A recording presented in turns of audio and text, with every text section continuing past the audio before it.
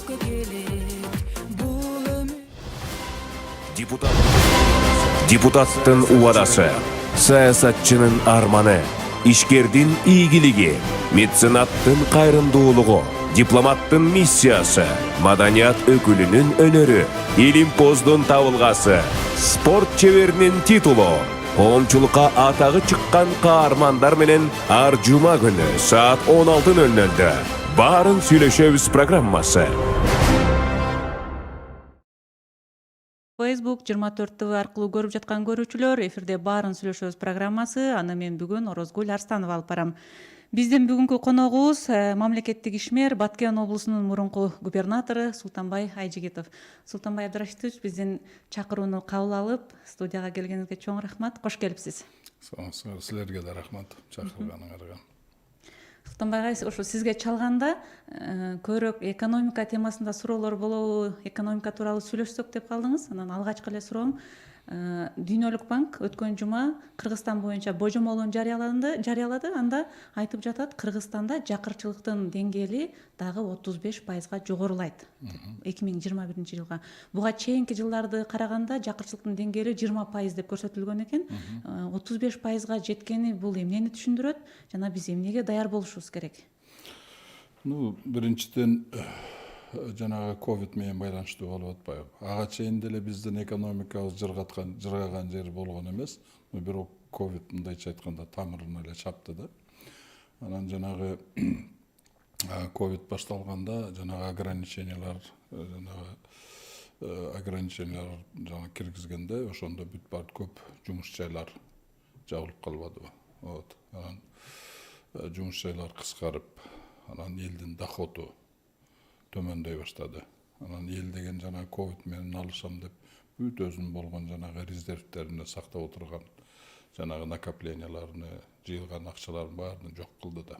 Ошондуктан 20-жылда бүт бардыгы практически бүт бардыгы эмелери доход жок, эски запастарын баардыгын таркатып, ошонун артынан, значит, жакырчылык эме болуп кетти. Андан тышкары биздин экономикабыз мына былтыркы жылга караганда бүгүнкү күндө уже 8%ке төмөндөп кетти, мындайча айтканда минус болуп кетти, кыскарып.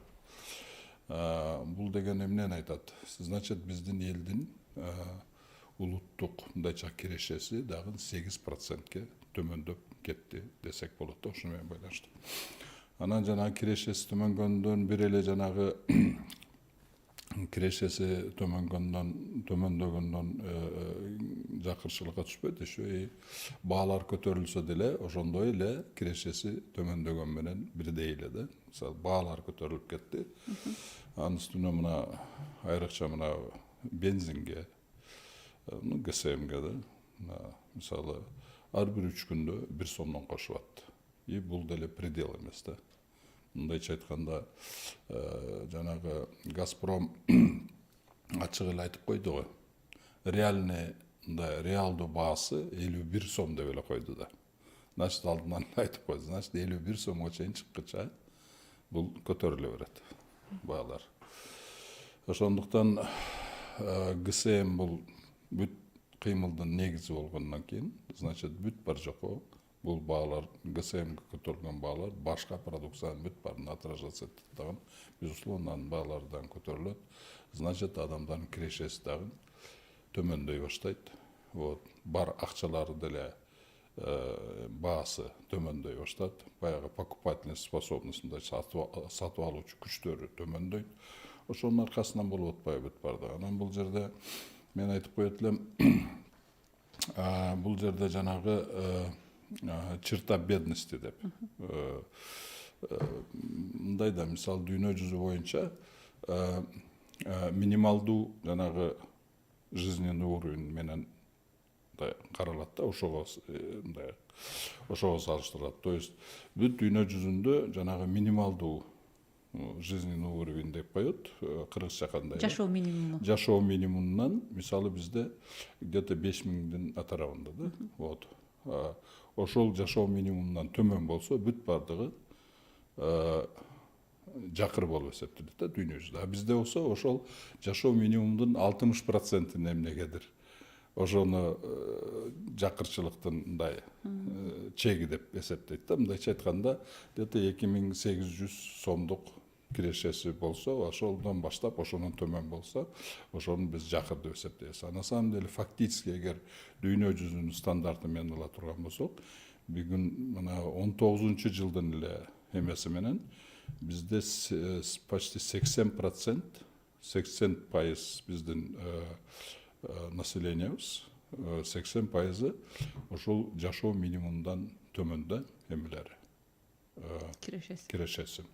Ошондуктан фактически ала турган болсок, бизде уже 19-жылы эле биздин жакырчылыгыбыз 80% населениябыз жакырчылыкта жашап келаткан да, мындайча айтканда. Анан жанагындай бизде мындай да, мисалы кандай кылып жакырчылыкты жойсо болот? Кирешесин көбөйтүп, мисалы, анан кирешеси көбөйсө жакырчылык ошону менен төмөндөй берет. Элдер эмне кылыш керек азыр, эмне чара көрүш керек? Ошондой да, ошондуктан бизде болсо жанагындай жол менен элдин кирешесин көбөйтүп туруп, жогорултуп туруп, анан кийин ошентип жакырчылыкты жойгондун ордуна статистикалык жолу менен эме кылып атат да, жанагы эменин эмесин төмөндөтүп, прожиточный минимумду төмөндөтүп, жашоо минимумунан анан кийин жакырчылыктын жанагы чертасыны, чегини төмөндөтүп жатып, ошентип, мисалы 20%ка түшүргөн да. Ошону менен дагы эсептегенде бүгүнкү күндө карабайсыңар 35%ка чейин өсөт деп атпайбы. Уже 11%ка өстү уже фактически, ал эми 35%ка чейин өсөт деп атат. Чынын айтканда, эгер жанагы жашоо минимум менен ала турган болсок, бизде бүгүнкү күндө жакырчылык 90%тен кем эмес да. Ошондуктан бул жагдан бүгүнкү күндө мисалы ошол эле конституциянын реформасы, жанагы эмелери жанагындай окшогон бул, мындайча айтканда, биринчи эмеде болбош керек эле да кезек. Бүгүнкү күндө эң негизгиси экономика, жакырчылык, анан кийин жанагы продовольственный безопасность деген азык-түлүк коопсуздугу, ошо окшогон нерселер биринчи кезекте туруш керек. Но тилекке каршы бүгүнкү күндө саясий иштер, жанагы саясий кызыкчылыктар үстөмдүк кылып, жанагы элдин жанагы күндөлүк баягы көйгөйлөрү, андай мындайлары экинчи эмеде калып калып атат да. Анан ошол өкмөт азыр кум шекер менен өсүмдүк майынын баасы кескин өсүп кеткендигине байланыштуу биз Орусиядан өзүбүз мамлекет сатып алып келебиз, анан белгилүү эми базардагы баадан арзаныраак баада сатабыз деп атат. Буга ошол расмий эмес маалымат, бирок ошо 400 миллион сом бөлүнөт деп угуп калдык. Бул ыкма менен канчага чейин кармап туруу мүмкүн? Негизи эле туурабы ушундай кылган? Вообще бул өзү туура эмес да, бул саясат өзү туура эмес. Жанагы эле биз жанагы эң оңой жол менен кетип атабыз да. Мисалы бааны кантип токтотсо болот? Мисалы ошол эле продукцияны эгер көбөйтө бере турган болсок, өзүбүз чыгарып көбөйтсөк, ошондо баасы түшөт. Бүгүнкү күндө эмне үчүн баа көтөрүлүп атат? Себеби деген сырттан келген жанагы эмелер биринчи жагынан кымбаттап атат, экинчи жагынан баягы импорт болгон эмелер азайып кеткендиктен, ошондуктан баалар көбөйүп атат. Ошондуктан кантип аны азайтса болот бааларды? В первую очередь продукцияны, өзүбүздүн продукциябызды эгер чыгарып көбөйтсөк, ошондой болот. Ал эми бул мен ойлойм да 420 миллион деген, где-то 400 миллиондун аракында болот. Биринчиден 400 миллионго аны менен эч кандай бааны түшүрө албайттар. Анан тышкары алабыз деген жактарда деле, мисалы менин билишим боюнча, Россияда уже майлар 610го чыгып кетип, биздикинен кымбат болуп кетип атпайбы. Ошондуктан бул жол мындайча айтканда, орустар айтканда тайгак жол да. Тайгак жол, бул жол менен чечип болбойт. Андан көрө ошол эле 420 миллионду эгер эффективдүү иштетсе, андан көрө жанагы ошол эле кум шекерге көбөйткөнгө, өзүбүздүн производствону, майды көбөйткөнгө. Бул деген кум шекер биз өзүбүз чыгарып эле жүрөбүз да. Бул технологиясы бизде дайын, баардыгы даяр, заводдор бар, крестьяндер бар, баардыгы өсүмдүктөрдү эме кылган. Майды 90-жылы өзүбүз эле бүт баардыгына, жана май жубаз менен андай менен баардыгына камдап жүрбөдүк беле. Бул жөнөкөй эле жасаса болот да мунун нерсесин. Муну просто мамлекет деңгээлинде жакшы саясат жүргүзүш керек да, жакшы туура иштерди жасаш керек. Системдүү иш болбой атат да. Аны эң оңой да, бюджеттен алып туруп, анан бир жерден барып сатып алып, аны деле өзү сатып албайт да прямой. Бир кандайдыр бир ортомчу бир фирмаларга берет, анан ортомчу фирмалар барып, алар сатып алып, бияка келип өзүнүн кызыкчылыгын коюп, анан кийин үстүдөн койгондо, мындайча айтканда бул жерде мындайча айтканда коррупционный составляющий деле бар да бул жерде. Баягы эле эски эме менен бүгүнкү күндө иштеп келатабыз. Бул жол менен биз эч качан бул проблеманы чечпейбиз. Пока биз өзүбүздүн өндүрүшкө, өзүбүздүн өндүрүүчүлөргө көңүл буруп, ошолорго биз кандайдыр бир шарттарды түзүп бермейинче эч качан биз проблеманы ошол жол менен чече албайбыз. Чечилбейт деле деп ойлойм. Жарандар кандай чара көрүш керек? Эми мамлекеттин саясатыны сиз белгилеп өттүңүз. Эми кандай туура же туура эмес экенин жарандар эмне кылыш керек ушундай учурда? Жарандар биринчи кезекте неме кылыш керек да, эми жанагы акчаны туура иштетиш, мындай үнөмдүү иштетишке. Анан кийин эң керектүүлөргө негиздеп ошону үйрөнүш керек да. Экинчи жагынан мындай моменттерде, ушундай баалар көтөрүлүп, ушундай кризисный моменттерде бул дүйнө жүзүндө эле бул тажрыйба бар да. Өзүнүн подсобный хозяйство, мал багыш керек, жерди айдаш керек. Мындайча айтканда, ар бир семья жери бар, участогы бар эмелерде ошол жерлерди иштетип, жок дегенде жанагы азык түлүктөрдү өзүнө өзү, жок дегенде жарым болсо дагы кандайдыр колунун келишинче өзү ошону камдаганга аракет кылыш керек да ар бир киши. Себеби деген кыйын заман келатат.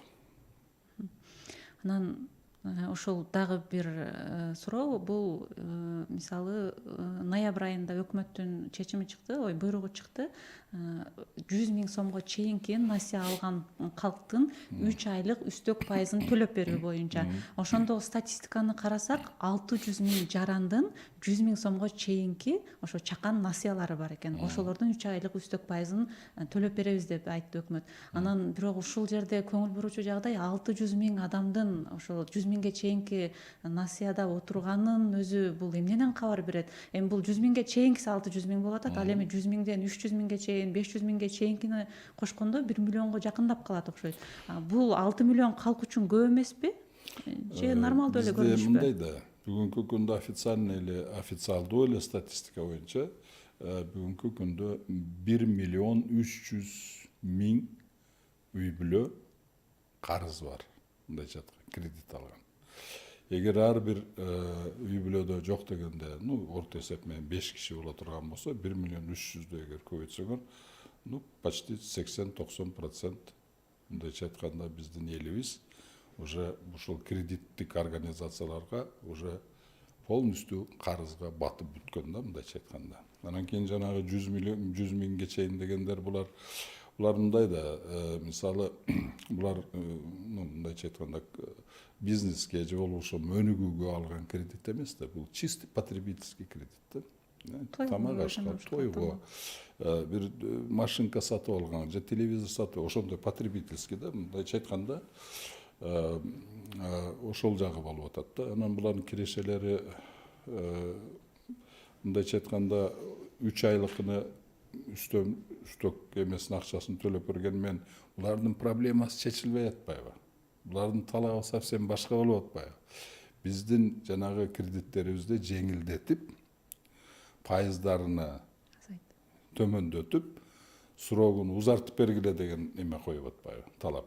А бул деген жөн эле үстөк эмесин 3 айлыгын биз төлөп беребиз деген. Мындайча айтканда бул жерде элдин кызыкчылыгы чечилген жок. Негизинен бул жерде только жанагы банковский кредитный системалардын эле ошол эмеси кызыкчылыгы эме болуп калды. То есть раз киреше ала албай калды, эл төлөй албагандан кийин бул эменин бюджеттен төлөндү. А бюджетте ошол эле элдин акчасы да. Мындайча айтканда 600 000дин карызыны калган 6 миллион эл мындайча айтканда төлөп берди да. Муну менен эч кандай чечилбеди. Может, какой-то бир саясий кандайдыр максаттарга жеткендир. Но бирок в целом проблема чечилген жок. Мына 3 айдан кийин анан бетер күчөйт да. Себеби мына жакырчылык көтөрүлүп атат, кирешелери азайып атат, экономикабыз төмөндөп атат. Значит, бул мындайча айтканда аябай чоң бомба да. мина замедленного действия орыстар айтканда. Муну эгер буга көңүл бурбаса, бул бир күн болсо бир күн жарылса, мындайча айтканда биздин населениябыздын 90% жарыла турган болсо, муну эч ким токтото албайт да. Ошондуктан бүгүнкү күндөн анан эң кызыгы мунун чече турган жолу бар да. Мисалы мен ошол механизмди чече турган механизмде ошол мисалы 3 айлык үстөк акчасыга 1 миллиард 200 миллион акча кетти. Акча кетти да. Анан ошону менен жанагы 600 миңден эле үстөк 3 айлык үстөгүн эле төлөнүп калды да. Муну менен проблема да чечилген жок. Еще эмеге бюджетке кадимкидей эле нагрузка болду да. Анан кийин ал тараткан акчасы эффект бербеди да. Мындайча айтканда анын мындай чыгашасы болгондон кийин кирешеси болгон жок анын. Мындайча айтканда да мындай эле жок кылып берди да, как потребительский кредиттей болуп. А мен аларга механизмдерини предлагать этип атам, 5-чи каналда деле 2-3 жолу выступать эткен. Түздөн түз кайрылдым, президентке да кайрылдым, өкмөткө да кайрылдым. 1 миллиард 200 миллионду бергиле, мен ошол 1 миллион 300 миңдин эмесини узартып, иймесин төмөндөтүп берейин деп. Ал кантип ишке ашмак? Ал үчүн мындайча да, ал үчүн саясий эле эрк керек. Акча деле бар. Ошол эле 1 миллиард 200 миллион акча бар да. Туура, ошону эле ала турган болсок, может быть, бардыгы 1 миллион 300 миңди деп айта албайм, но бирок ошол эле 600 миң кишинин мисалы 18-20-30% болгон болсо 12%ке чейин пайызын түшүрүп, и 1-2-3 жылга чейин эмесини узартып берсе спокойный болот да. Ушундай финансовый механизм бар. Ал аны жанагы акча теориясыны азыркы современный, бүгүнкү современный теория денег деп коет.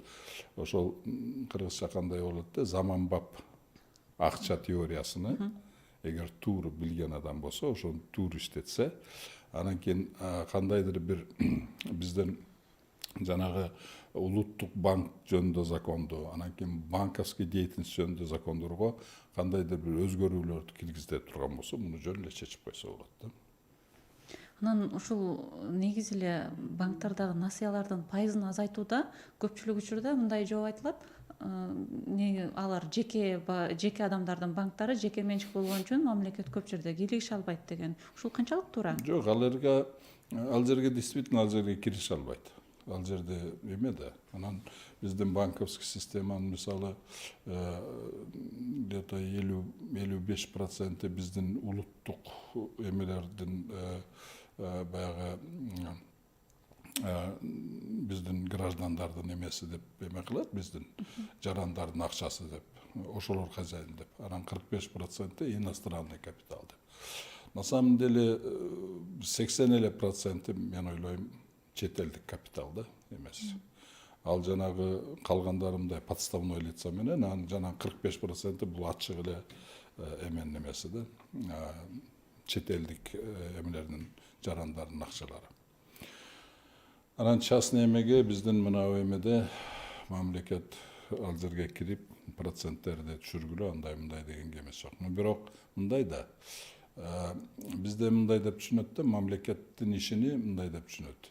Киришпеге, да, действительно киришпеш керек, но бирок мамлекет өзү, мындайча айтканда, мындай правительство да, өкмөттүн өзүндө рыночный механизмдер де бар да. Мисалы ошол эле налог, доходу менен расходу, бул чистый рыночный механизм. Бул эменики, таможенный эмелер. Анан кийин да административный эмелери бар, законодательство бар, закон аркылуу ошондой эмелер бар. Анан рыночный чистый механизм бизде, например, Национальный банк акча аркылуу, вот денежный кредитный аркылуу ошону жүргүзсө болот. Ошол аркылуу тиги банктарга влиять этсе болот да. Вот, андан тышкары бизде 2 мамлекеттик банк бар. Бул РСК банк, анан Айыл банк. Эгер наркылардын арасында болбосо, ушул банк, 2 банк аркылуу ушул проблеманы чечсе болот, жанагындай төмөндөтсө да болот и так далее. Другое дело, что биз эгер төмөндөтүп эме кыла турган болсок, жанагы коммерческий банктар бүт бардыгы акыбалы начар болуп калат, чатак болуп калат. Ошондуктан резкий, мындайча айтканда, жанагы пайыздарды мамлекеттик банк аркылуу деле мындай резкий ылдыйды айткан болбойт да. Анан акырындап тигилер дагы берки эки банкта эгер пайыздар азайып жана проценттер азайып анан баягы мөөнөттөрү узара баштаса, тигилерге дагы айласы жок, ошого барганга аргасыз болот да. Ошондуктан ошол жактан башташ керек. Муну дагы мен 2-3 жолу кайрылып атам. Азыр деле сиздин радионун аркылуу деле азыркы президентке де, азыр правительство деле кайрылып кетем. Эгер кызык болсо, мени чакырсындар, ошол механизмди мен айтып берейин, кантип жасаса болот. Жакшы. Анан өткөн жумада президенттин Өзбекстанга мамлекеттик визити болду. Анан ал жактан келгенден кийин ошол басылмалардын бирине маек бергенде айтып жатат, Өзбекстанга барганда чындап уялдым, биз 30 жыл ичинде бир дагы завод, тиш чукууч завод деле курган эмес экенбиз депчи. Негизи эле ушул Кыргызстан менен Өзбекстандын экономикасынын өзгөчөлүктөрү кандай, бири-биринен эмнеси менен айырмаланат жана экөөнү салыштыргандын негизи туурабы салыштырган? Анан биринчиден эмеде биз башынан эле баягы Вашингтонский консенсус деген бар. Биз ошого кирип кеттик да. Полностью бүт бар жокту либерализация кылыш керек, бааларды кое бериш керек, проценттерди кое бериш керек. Анан кийин мамлекет деген эчтекеге киришпеш керек. Мындай эле четке туруп эле жана социалдык вопростор менен эле заниматься этиш керек деген мааниде ушул биз жана абсолютно свободный рынокко барабыз деп ошондой саясат жүргүзүп келатабыз, бүгүнкү күнгө чейин жүргүзүп келатабыз. Каримов башкача эме кылып атпайбы? Мисалы, мындай да, мунун бардыгы дайын эле да, мунун мисалы Карл Маркстин убагында эле айтылган. Адам Смит ошол убакта эле классиктер 19-18 кылымда эле айткан, что рынок анан акыркы эмеде бул биздин коммунисттердин сөзү эмес, жанагы эмен Джон Мейнард Кейнс. Бул жанагы Бреттон-Вудский валютный система, кийин Ямайкский валютный система, ошонун нас валютный система менен иштеп атпайбыз. Ошону негиздеген адам айтып атат. Бул махровый, мындайча айтканда, рыночник да, махровый капиталист айтып атат, что рыночный механизмде бул мындай совершенно эмес депчи. Ал кризиске кирип кеткенде рыноктун өзүнүн эле механизми менен кризистен экономика эч качан чыгып кетпейт деп. Бул жерде кризистен чыгарыш үчүн мамлекеттин, өкмөттүн ролу аябай маанилүү деп, аябай жогору деп. Ошондуктан ал айтып аткан, эгер кризистен чыгарыш үчүн бул биринчи кезекте только жанагы орусча айтканда алардын механизми менен там эффективный спрос аркылуу, регулирование эффективного спроса деген, ошол аркылуу эффективный регулирование менен только мамлекет аркылуу ошону чечсе болот деп. То есть Каримов башынан эле мамлекеттин ролун жогору коюп, алдынан план түзүп, ал киши госпланда иштеген, пландын негизинде мындайча айтканда ал киши рыночный отношение менен плановый эменин ортосунда эме кылып атат да, планировать этип туруп, анан беркилерге кандайдыр бир свобода берип атат да, иштегиле деп, рыноктун негизинде. Ошондуктан биздин экономиканын философиясы башка. Понимаете? Ошондуктан өзү философиясы, кайсы философиясы жакшы экен, Өзбекстандын экономикасы философиясы жакшыбы, же Кыргызстандык жакшы экен, мына 30 жылдык тажрыйба өзү эле көргөзүп коюп атпайбы? Мына өзү биздин президент Жапаров барып, кандай нерселерди көрүп атат, ийнеден тартып самолетко чейин чыгарып атат булар. Ошол эле мисалы Део деген автомобилдер, Голстар деген корейский жанагы бытовой техника, телевизор, холодильниктер бүт барды биринчи бизге келген да. Анан кийин берден биздикилер жанагы рынокко өткөн биздин чиновниктер 10% пайыз дегенден кийин анан Өзбекстанга кетип калган. А Каримов аларды колу менен буту менен тартып алды. Бүгүнкү күндө алар мисалы ошол эмени Девонун корейский автомобилин, причем ал деле корейстер деле бул жерде аябай мындай акылдуулук кылды да. Мисалы ошол эле Кореяда, Южный Кореяда, Түштүк Кореяда Дево бул эң начар компанияда. Ошол убакта там 90-70-80 жылдары эле уже жанагы Hyundai жана башка эмелер, Kia деген эмелер бул эмени уже чыгара баштаган. Бул уже банкрот боло турган эме, анан кийин өзүнүн технологиясын алып келип бизге предлагать эткени, биз эме кылган өзбектер алып. Но бирок бизге передовой технологияда мындайча айтканда. Вот өзбектер алып туруп, анан биринчи булар сборкадан баштаган.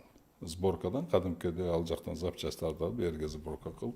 Но бүгүнкү күндө мен угушум боюнча, эгер мен маалыматым туура болсо, бүгүнкү күндө 60% бүт бардыгы жабдыктарыны өздөрү чыгара турган болгон да. Мындайча айтканда бул аябай мультипликативный эффект. Канча ошонун артынан канча жумуш жайлар түзүлдү, канча налогдор төлөтүлүп атат.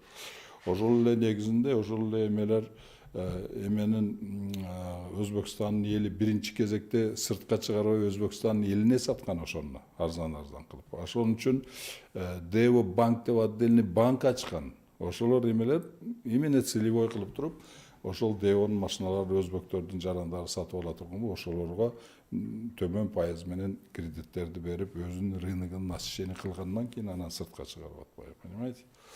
Мындайча айтканда мен айткым келет, биз өзүбүздүн өнүгүү философиябызды өзгөртүшүбүз керек бүгүнкү күндө. Эгер биз бул философияны өзгөртпөсөк, жанагындай аяктан алып келип сатып алып тудаса деген болбойт. Бүгүнкү күндө биздин рынокто мисалы ошол эле азык түлүктү даже ала турган болсок, 80% импорт. 20% биз өзүбүз чыгарабыз деп эсептейбиз. Но бирок ошол эле 20% биздин продукция дегендин ичинде жарымынан көбү импортный составляющий. Ошол эле ГСМ, ошол эле удобрение мисалы да, ошол эле башка нерселер бүт барды импортный. Мындайча айтканда бизде чынында келгенде чистый биздин продукциябыз 10%. Понимаете? Бизде кандай? Анан кийин биз экспортко жок, биринчи кезекте импортозамещение кылыш керек. Жанагы бизге кирип аткан импортты алмаштырыш керек. Ошол биз өзүбүздөн чыга турган. Бүгүнкү күндө мисалы биз азык-түлүк боюнча, азык-түлүк коопсуздук боюнча биз 80-90%ге чейин бүт баарын өзүбүздөн чыгарсак болот. Бирок ошондой саясат жүрбөй атпайбы? Ошондой саясат жүргүзүп, ошондой пландарды түзүп, стратегический жанагындай программаларды түзүп, анан жөн эле программаны түзбөй, ошого инвестиционный механизм түзүш керек да. Финансовый механизмдер түзүш керек. Мына жанагы Атамбаев курган 20-40 деген долгосрочный, узак мөөнөттөгү программа деп.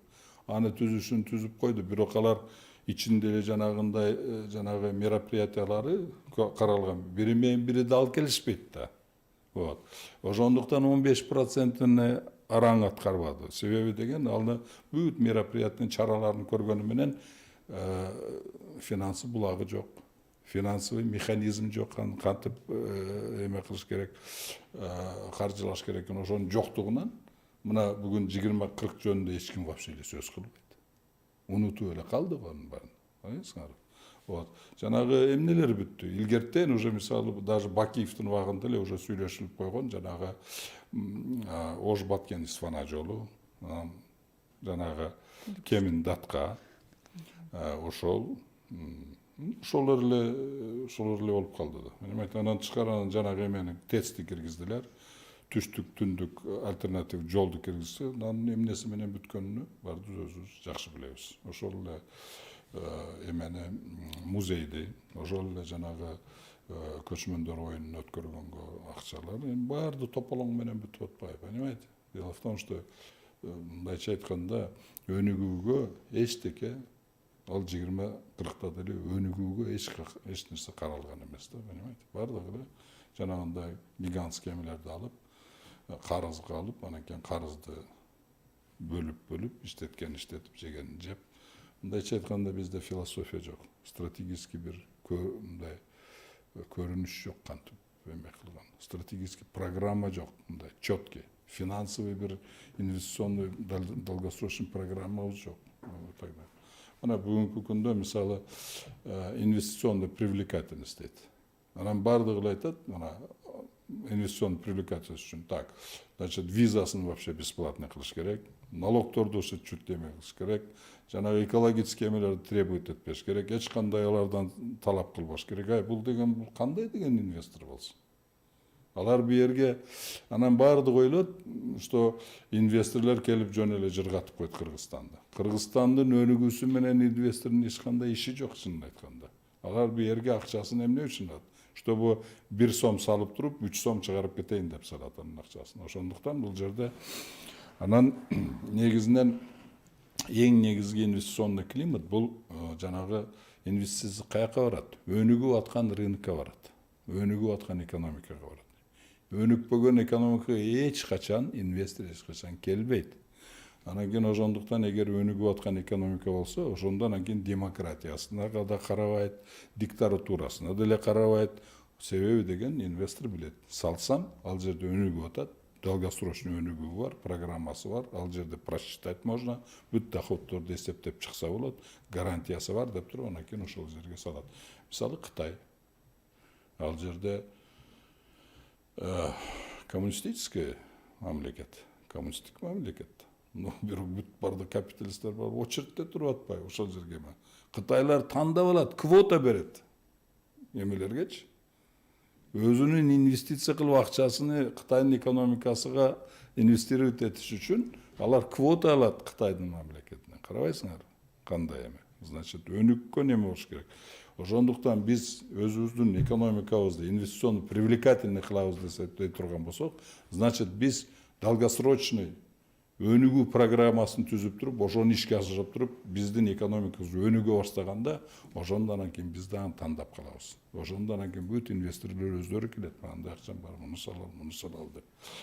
А бизде ондой болбой атат дагы, ошондуктан биздин жанагы келген инвестицияларыбыз бардыгы биринчи кезекте саясий инвестициялар булар бардыгы. Мына АБРден келген, МВФтен келген инвестициялар, ЕБРРден келген инвестициялар, бул бүт бардыгы саясий инвестициялар. Түшүнүп атасыңарбы?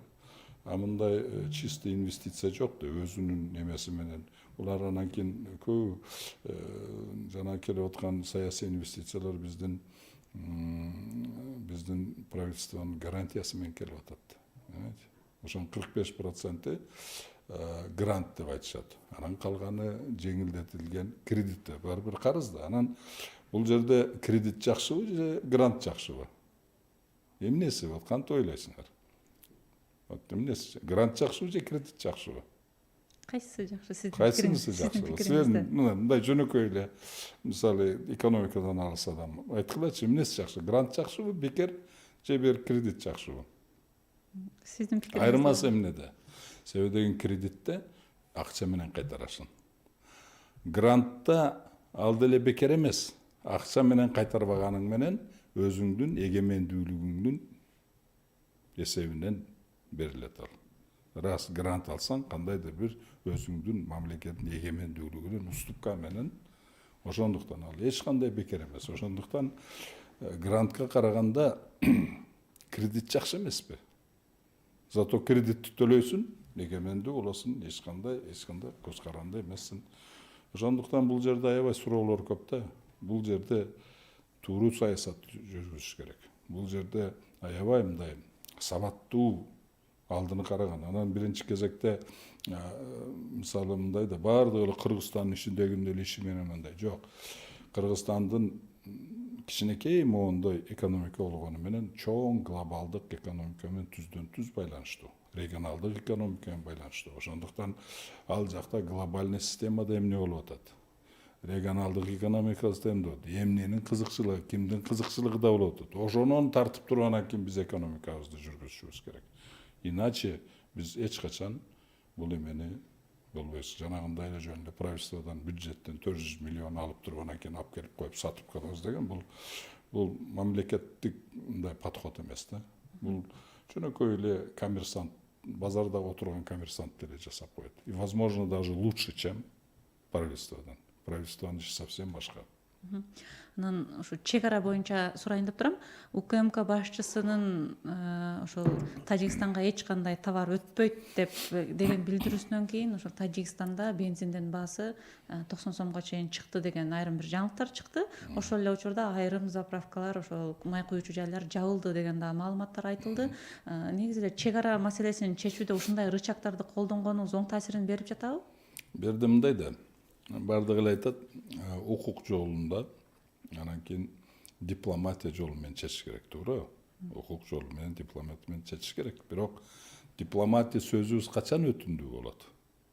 Эгер артыңда күчүң турса, артыңда экономикалык байлыгың турса, ошондо сенин жанагы дипломатиялык сөзүң өтүмдүү болот. Анан ошондуктан жанагы мисалы бизде мындай да бул жерлерде ушундай рычагтарды колдонгон бул дүйнө жүзүндөгү эле практика, бул эч ким ойлоп чыгарган эмес. Муну Өзбекстанда, Тажикстанда, Казакстанда, Россияда деле бизге тиешелүү колдонуп эле келататтар. Мисалы Казакстан жөн эле границаны жаап коюп атпайбы? Мисалы ГСМге өзүбүзгө керек болот деп чыгарбай коюп атат, да? Анан кийин жанагы кандайдыр бир технический причин биздин продукцияны өткөрбөй коюп атат. Алардыкыны болсо спокойно киргизип атат, биз киргизип атабыз. Ошондой рычагтарды биздин колдогу рычагтар менен колдонуш керек. Анан тартынбаш керек. Ошондуктан азыркы айтып аткан жанагы эчтеке кирбейт, пока чечилмейинче деген бул туура эле политика. Бул саясат туура эле, муну ачык эле айтыш керек. Муну мындайча айтканда моундай проблема бар деп туруп эле. Единственное, бул башкаларымдай кагазга ороп, жылтыракка ороп мындай кылып берсе, камчы кыдыршайбыз, ачык эле айтып койду да, мындайча. Өзү айткандай эркекче кылып эле, ачык эле айтып эле, ачык сүйлөшүп атат. Так что бул жанагы бензиндер көтөрүлүп андай кылып атканына эмне жөнүндө айтып атат? Биз мындай алар менен тең ата сүйлөшсөк болот. Биздин рычагтар аябай көп. Алар бизге караганда бизден көп көз каранды. Биз алардан эч кандай көз карандыгыбыз почти жок бизде. Ал Тажикстандан особенно да. Алардын ортобуздагы жанагы эгер жанагы соода эмесинин көлөмүн ала турган болсо, каяктагы бир 10 миллион деген доллары менен эле эсептелген нерсе. Бул биздин Кыргызстан үчүн биздин дохлуу экономикабыз үчүн деле бул эчтеке эмес да. Ошондуктан биз экономика жагында эч кандай көз каранды эмес. Күч жагынан биздин куралдуу күчтөр эч кандай алардан калышпайт. Анан инфраструктура жагынан, зато алар суу жагынан, инфраструктура жагынан, саясий жактардан алар бизден көп көз каранды. Ошондуктан биз буга окшогон рычагтарды биз колдонушубуз керек. Анан биздин негизги эле бир границанын чечилбей атканынын себеби деле илгертен эле эч кандай бир мындай узак мөөнөттүү бизде саясат жок да граница боюнча. Бул границаны эч ким карабай эле койгон. 90-жылдан баштап эле. Баардыгы, особенно биздин Кыргызстанда келип баардыгы рынокко өттүк. Эми деген мындай деп туруп биздин чиновниктер баардыгы жанагы рыночный системага бизнесмен элек болуп калган. Ол эмени эч ким караган эмес границаны. Единственное 2000-жылы жанагы Баткенге байбектер кирип тополоң салып андай болгондо, анан кийин Өзбекстандар жабылып аяк боло баштаганда, ошондо ана кичине көңүл бура баштады. Ну и то бизде деле мындай узак мөөнөттүү саясат жүргүзбөй, эч кандай көңүл бурулбай, по факту бир жерде тополоң болуп кетсе, анан кийин ошол жер баардыгы барып 1 ай 3 ай там тополоң болуп, андай кандайдыр бир жол менен текущий момент проблемасын чечип коюп эле, ошону менен биз тынчтанып калып атпайбыз. Мындай узак мөөнөттүү чек ара боюнча саясатыбыз тилекке каршы бүгүнкү күнгө чейин жок. Анан ошол саясий рычагтарды колдонгондо дагы бирок экинчи тарабы бар, аткезчилик көйгөйү. Анан кайрадан эле биз аркылуу аткезчилик товарлар кирип атпайбы? Ошол жерде жанагы аткезчилик кылгандар менен мамлекеттин кызыкчылыктары кагылышып калып, анан ошон үчүн дагы мындай саясий позициясын кармай албай калып жаткан жок? Ал жерде аткезчиликти мисалы сиз жасай албайсыз. Бул жигит деле жасай албайт. Мен деле жасай албайм. Ал аткезчиликти мисалы, может быть, там 1-2 мешок картошка алып кирип кетишибиз, же 1-2 бодо малдын башын сатып жиберибиз, же алып кирип мындай тонналап биздин колдон келбейт да. Ал бийликте отурган адамдардын колунан келет. Ошол жерде таможняда отурган, пограничный войскаларда отурган, онон да жогору отурган кишилердин ошолордун колунан келет. Ошондуктан жанагы аткезчилик бул кандай объемдо болуп атат, ошол жерде көп болуп атат. Эгерде там 1-2-3 мешок эме картошка менен ограничение болсо, эч кандай аткезчилик, эч кандай эме эмес. Ал жөнүндө чек арадагы эки элдин ортосундагы ала бериш мындай мамилелери илгертен эле бар. Бул эч кандай зыяны жок булардын. Бул только элге пайда алып келет. Бул жанагы эмелерди караш керек, кандай эмелерди. Анын артында ким турат? Ошол окшогон нерселерди биздин жанагы атайын кызматтар, ошол окшогон нерсени караш керек да.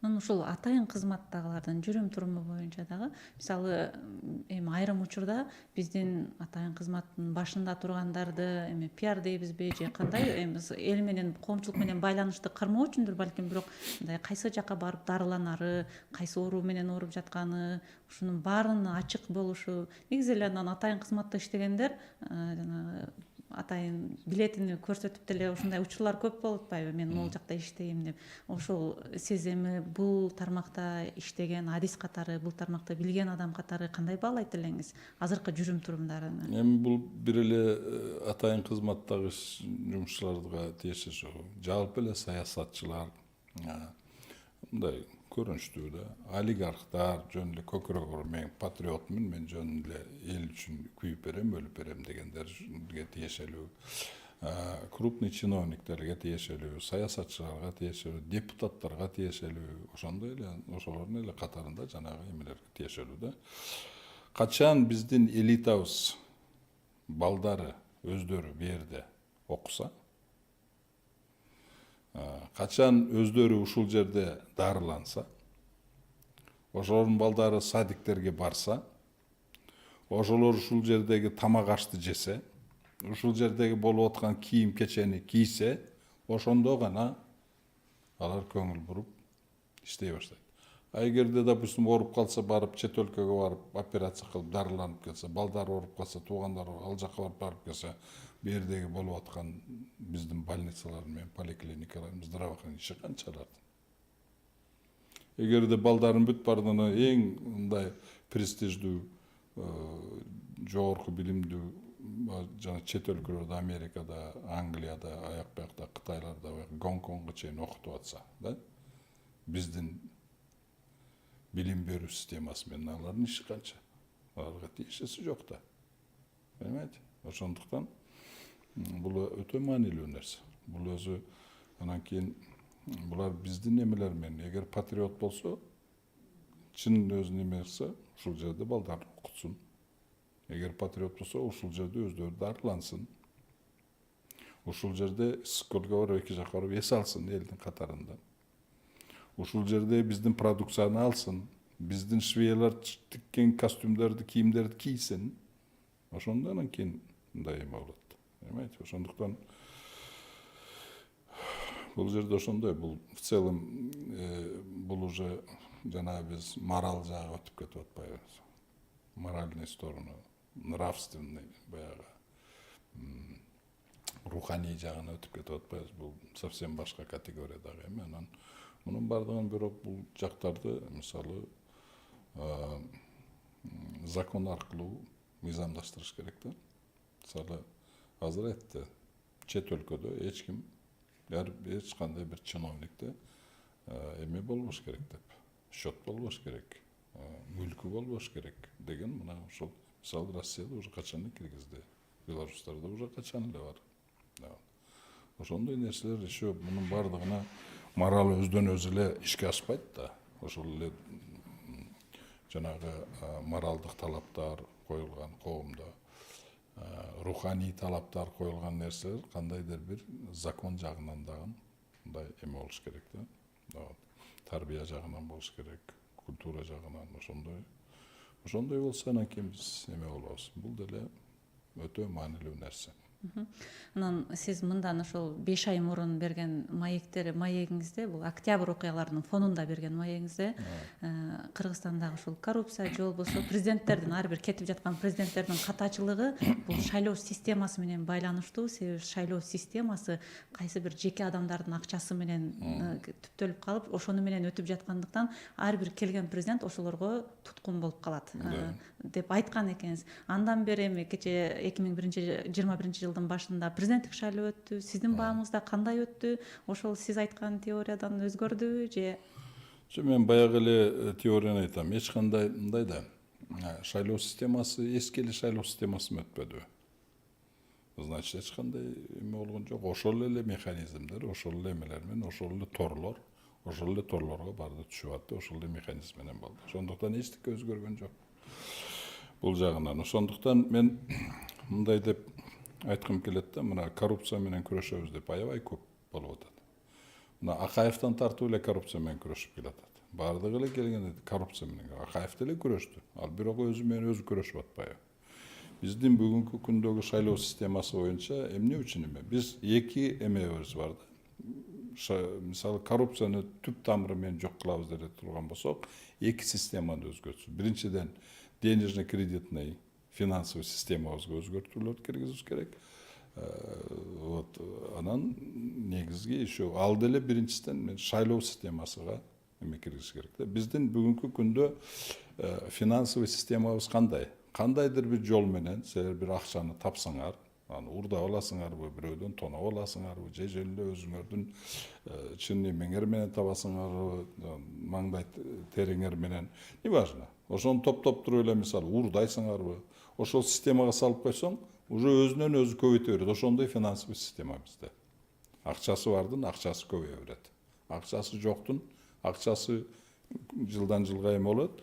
Ошондуктан бул система, финансовый система, жылдан жылга акча, байлык кандайдыр бир кичинекей эле бир группанын эмесине топтоло берет, а калган население күндөн күнгө, жылдан жылга кедей болуп кете берет. Мына бүгүн 30 жылдык тажрыйбабыз көргөзүп атпайбы? Бүгүнкү күндө мына айтпадыкпы? 90%-биз жакырчылыкта болуп атат. Особенно кризисный моменттерде 10% баягындан байып атат. Экинчи жагы байланышы. Шайлоо системасы биздин негизги айрымдай өзгөчөлүгү эмнеде биздин шайлоо? Жеке акчанын негизинде түзүлгөн шайлоо система да. То есть биздин баягы бүгүнкү күндө шайлоо системабыз боюнча элдин добушу эчтекени чечпейт. Эл ошону түшүнүп, эчтекени чечпеген үчүн ошондуктан программасында укпайт, башкасында укпайт. Жок дегенде бир 5-6 сом алып калалы деп алып калат. Анан башка пайда жок. Баары бир биз чечпейбиз. Биздин голос эчтекени чечпейт. Баардын акча чечет. Ошондуктан ошол системага бүт бардык эл ошондой болуп калды дагы. Программага да ишенбей калды, башкага да ишенбей калды. 1000 сатылба десе деле, анан көрө 1000 сом алайындан барып туруп 1-2 кило эт алып туруп, барып балам менен, балдарым менен жакшы тоюп жеп алайын деген эмеге келет да. Ошондуктан бардыгы билет муну. Жанагы шайлоого кетип аткан элита да билет. Ошондуктан первый очередь шайлоого барса утуш үчүн эмне издейт? Акча издейттер. Акча кимде бар? Жана система боюнча ошол эле бир 500ге жакын киши өтүп кетсе, 1000ге жакын кишинин колунда бүт бардык акчалар.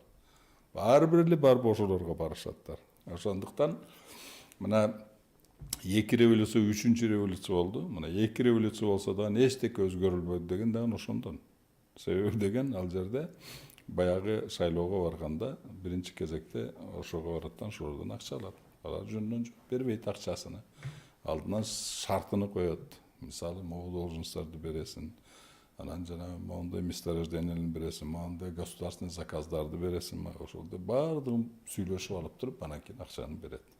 Анан тиги эмеге барганда, шайлоого барганда, конечно, программа мындай элди жыргатам, ал кылам, бул кылам дей берет.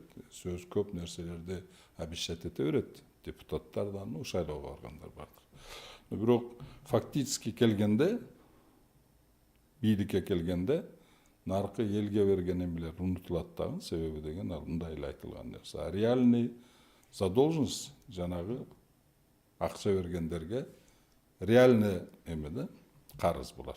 Элге эч кандай карызы жок деп эсептейт. Себеби элге 1000 сом берип койдубу, 1000 сомду алдыңбы, сен менен эсептешип койдук. Башка 1000 сом алган киши шайлоочу кийин ал саясатчыга талап кылганга укугу жок. Себебден ошентип сүйлөштү. Сенин багың, сенин добушуң 1000 сом. Сен макулсуңбу ушу? Макул. Алдыңбы? Болду, сени менен уже эсептешип койду. Сага эч кандай карызы жок. А вот жанагы бай кишилерге 1000ге жакын, 500дөн 1000ге жакын. Аларга конкретный карыз. Значит, бийликке келгенде наркы менен, эл менен уже эсептешип койду. А булар менен эсептешиш керек. Ошондуктан саясат булардын айтканы болот да, жанагыдан. Ошондуктан ошол эле 500дөн 1000ге жакын киши бүт шайлоолорду ошолор каржылап келатат. Ошондуктан эчтеке өзгөрбөгөн деле ошол. Революция болот, революциядан кийин бирөөдө анандай мындай кылабыз дейт. Шайлоого келгенде ошолордун эле торуна түшөт, ошолордун айтканы кылат. Ошондуктан эчтеке өзгөрбөй атат да. Эми азыркы эмеде эле мен ойлойм, ошол эле система менен өттү, ошол эле торго бардыгы түштү. Вот. Эми бул тордон кантип чыгып кететтер, кантип эме кылаттар. Эми вакыт көргөзөт да. Анан сиз ушул 2 жолу президенттин кеңешчиси дагы болуп кызматта тургансыз. Негизи эле президенттер кеңешчини кантип тандайт? Анан эгер президенттер ошол мындай жолунан адашып баратканда кеңешчилердин жоопкерчилиги кандай болушу керек? Президенттин кеңешчилеринин. Эми мен мисалы кеңешчи болгонум менен, мисалы менин жазган там аналитический эмелерим Тудастандам эчтекеси эме эмес да. Мындай официальный кеңешчилерден тышкары теневой кеңешчилер толтурады. Мисалы ошол эле Бакиевдин анында Максимдин эмелердин кеңешчилери жанагы еврейлер болгон. Акаевдин убагында конкретный кеңешчилер жанагы ал бул дегени менен конкретный кеңешчилер жанагы Бирштейн анандай мындай Тудасты ошол окшогондор болгон. Конкретный кеңешчилер Акаевдин өзүндө эле чет өлкөдөн келген, Америкадан, Европадан келген өзүндө эле бир 20га жакын кеңешчиси болду. Ар бир министрде жок дегенде 5тен кеңешчиси болчу. Понимаете? Анан биз Акаевдин убагында мынау Акаевдин эң негизги күнөөсү эмнеде? Ушул коррупционный олигархический системаны, ушул глубоко коррупционный системаны, антинародный системаны Акаев орнотуп кетпедиби? Понимаете? Ошол самый главный күнөөсү Акаевдин. Анан ошол келип башкалар да келип туруп анан мындай да келип эме болгондон кийин эле бийликке келгенден кийин бардыгылар айтат да, сен эмне кыласың? Бузуп эмне кыласың? Ты смотри, сколько выгоды. Каалаганыңды жасайсың, эчтекеге жооп бербейсиң. Зато жыргайсың деп туруп эле ошол торлорго түшүп атпайбы бардык. Понимаете? Ошондуктан бул жерде эгер өзгөртөбүз десек, коррупцияны жоебуз десек, финанс системасыга өзгөртүүлөр киргизиш керек, и шайлоо системасыга өзгөртүүлөр киргизиш керек. Бул финанс системага бүт баарын өзгөртүштүн кереги жок. Денежный кредитный жанагы национальный банк боюнча, денежный кредит жанагы деятельность, банковский деятельность закондор боюнча ошого эле өзгөрүүлөр. Анан кийин конституцияны деле өзгөртүштүн көп кереги жок. 3-4 эле маанилүү эмелерге өзгөртүү киргизип коюш керек. Болду, ошону менен бардыгы жоюлат. Анан шайлоо системасыны негизи каржылоосуну бул бюджеттен болуш керек да. Бюджеттен болуш керек. Себебен бюджеттен болсо элдин акчасы жумшалат. Ошондо бийликти эл заказ кылат. Ошондо анан кийин бийлик элдин музыкасына бийлейт. Вот, ошондо анан кийин элдин кызыкчылыгы болот. Мына мисалы скандинавский эмелерде эмне үчүн ал жерде эч кандай коррупция жок, да? Себеби деген ал жерде бүт бардыгында шайлоолор бүт бардыгы бюджеттен каржыланат. Ошондуктан шайлоого баргандар бардыгы элди жыргатам деп программасын ошого түзөт. Анан кийин ошону элдин атынан каржылап берет. Анан келгенден кийин элге жооп берет. Элге карыз болот. Ошону элге берген ваадасын жасайт. Ошондуктан закондордо ошондой да, мисалы скандинавский мамлекеттерде подоходный налог 70 анча жерде 90%ке чейин барат. подоход. Прогрессивный налогообложение бар, прогрессивный. Доходтор өскен сайын подоходный налог көбейеді. Ошондуктан ал жерде орто айлык менен эң байлардын ортосу 8-ден ашпайт. Мисалы скандинавский мемлекеттерде 4 есе. Мындайча айтканда эң бай деген миллиардер деген эме доходтору орто бай менен, средний эме менен, класс менен эң байы арасында айырмасы 4 есе доходтору. Ошондуктан ал жерде миллиардер деп өзүнүн атыда ошончо байлык андай мындай эме болгону менен жашоо тирикчилиги, машинасы, жашаган үйлөрү скромный эле. Көчөдө мындай жөнөкөй эле жүрүшөт, кадимкидей эле велосипед тебишет, элдин катарында жүрөт да, понимаете? Ошондой саясатты жүргүзүп, ошондой саясат анан кийин ол саясат болот. Ошону анан кийин идеологияга кашат. Идеология болгондон кийин ошол идеологиянын негизинде мораль пайда болот. Ошонун руханий дүйнөлүк кызыкчылыктары, баалуулуктары пайда болот. Ошондуктан жанагы эмелерине мисалы миллиард доллар эме боло турган доход алган болсо деле 900 миллионуну жөн эле өкмөткө кайтарып берет да, налог катары. Анан ошол 900 миллионду анан кийин кайра эме перераспределение, ошондуктан алардын жизненный уровеньдери аябай жогору. Мисалы ошол эле Дания эң жогору эмелерде. Мисалы Америкага караганда алардын жашоо деңгээли бир топ жогоруда. Ошол скандинавский. Анан жанагы эмелерде эме деген эң бактылуу элдер деген эме бар, рейтинг бар. Так вот скандинавский эмелер эң бактылуу болуп ошолор өздөрүн эсептейт. Себеби алар үчүн акча самый главный эмес да. Негизги алар ошондуктан булар жанагы чоң болушка деле, эмеге деле кызыкпайт, саясатка деле.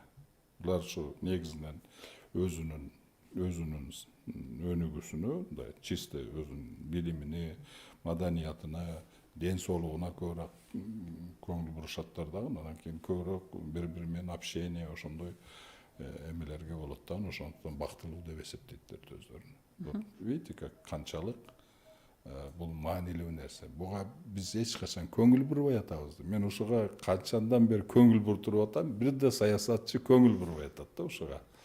Себеби уже бийликке келген жана чоң саясатта жүргөндөргө бул эме эмес, выгодный эмес. Себеби буга өтө турган болсо, көп олигархтар, көп эмелер, көп нерседен ажырап калат да, себебиден элди да тонай албай калат. Ошондуктан бул жерде биз саясатыбызды башка кылышыбыз керек, философиябызды өзгөртүшүбүз керек. Мындайча айтканда, азыркы мына болуп аткан реформа деп мындай кылганы менен негизги максат эмнеде реформа?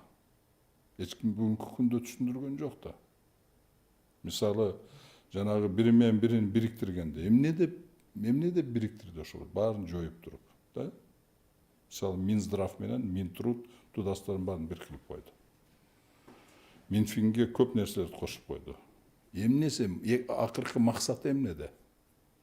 Негизги акыркы түпкү максаты эч ким түшүндүргөн жок да бүгүнкү күнгө чейин. Ошондуктан реформалар, биринчиден реформа кылардын алдынан так философияны такташ керек да. Кандай багытта өсөбүз, кандай философия менен өнүгөбүз деген ошондой эмелер. Эми акыркы суроо ушу саясаттан сырткары болсун. Сиз быйыл 63 жашка чыгат экенсиз, буюрса. Бул Кыргызда бул жашты тергеп пайгамбар жашы деп коет. Анан эми ушунча жылдык тажрыйба бар мамлекеттик кызматта.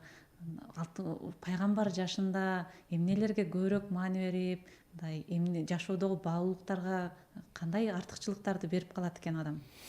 Адам баласы мындай да. Вообще жанагы өткөндө Феликс Шаршембай-Шкулов өзүнүн Фейсбукта баракчасында эме кылды эле. Эң эффективдүү бала эркек кишинин жагы эң мындай эффективдүү мындай возрасты, оказывается, 55-тен 70 жашка чейин экен. Даже 75 жашка чейин. Ага чейин бул только акыл топтойт экен, тажрыйба топтойт.